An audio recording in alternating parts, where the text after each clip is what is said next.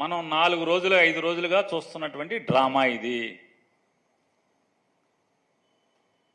కొంతమంది ఐపీఎస్ అధికారుల మీద ఎఫ్ఐఆర్ దాఖలు చేయడం కోసం నడిపేటువంటి డ్రామానే చంద్రబాబు దగ్గర నుంచి, చంద్రబాబుతో మొదలై మళ్ళీ చంద్రబాబు దగ్గరే అంతం.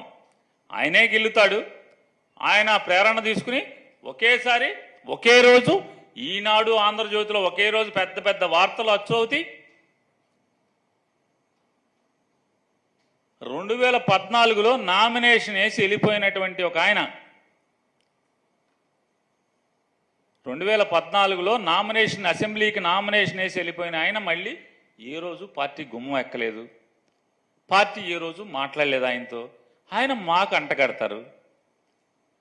డైరెక్ట్గా ఎందుకు మాట్లాడరో అతనితోనే మాట్లాడుకోండి మీరు వెళ్ళి. వైఎస్ఆర్ కాంగ్రెస్ పార్టీకి ఏం సంబంధం? పోనీ ఈ ఇన్వెస్టిగేషను, ఈ కేసు పూర్వాపరాలు జరిగింది ఎప్పుడు? ఎలక్షన్ కమిషన్ ఉండగా,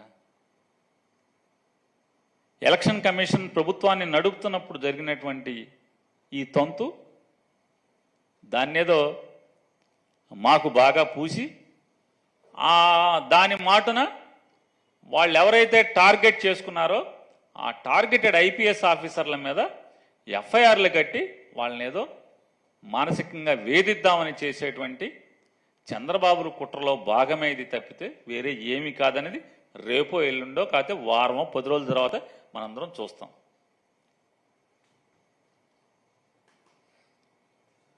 మొత్తం భారతదేశంలో, ఉత్తర భారతదేశంలో ఎన్ని రాష్ట్రాల్లో ఉంటే అన్ని రాష్ట్రాల్లో ఎఫ్ఐఆర్లు ఉన్నట్టుగా చూసుకోండి. మొన్న ఆడపడుచు మీద అన్ని కేసులు ఉన్నాయి. అన్ని ఏం కేసులు చెప్పకూడదు మనం ఆడపిల్లల గురించి. వీళ్ళు ఒక అంటే ఈనాడు జ్యోతి ఆడపడుచుని అడ్డం పెట్టి ఆవిడని తీసుకొచ్చి ఆడిని అడ్డం పెట్టి కొంతమంది ఐపీఎస్ని ముద్దాయిలు చేయాలని చేసుకోండి. ఇది ఒకటే కాదుగా, చాలా తీర్చుకుంటున్నారు కదా మీరు. సురకానందం తీర్చుకుంటున్నారు కదా, దానిలో భాగం ఇది. రాజకీయ నాయకులు ఎట్టాగా ఐపీఎస్ ఆఫీసర్లు చేసుకోండి. ఏముంది? ఇప్పుడు చంద్రబాబు నాయుడు గారు తప్పు చేసి దొంగతనం చేసి దొరికాడు అనేది ప్రైమా ఫేసి ఉందని చెప్పినది న్యాయస్థానాలు చెప్పినాయి. 50 రోజులు 60 రోజుల్లో జైల్లో ఉండి నా ఆరోగ్యం బాగోలేదు, నేనేమైపోతానో చెప్పలేనని చెప్పి చంద్రబాబు నాయుడు గారి కొడుకు ఢిల్లీ అక్కడికి ఇక్కడికి వాళ్ళ పెద్దమ్మని తీసుకుని వెళ్ళి పైరువీలు చేసుకుని నా ఆరోగ్యం చెడిపోయింది, నా ప్రాణాలను కాపాడుకుంటాక బెయిలిమ్మని బయటకు వచ్చినటువంటి పరిస్థితులు మనం చూసాం. ఆయన తప్పు చేశాడనేది ప్రైమా ఫేసి ఉందని చెప్పి న్యాయస్థానాలు కూడా బెయిల్ ఇవ్వలేదు ఆయనకి.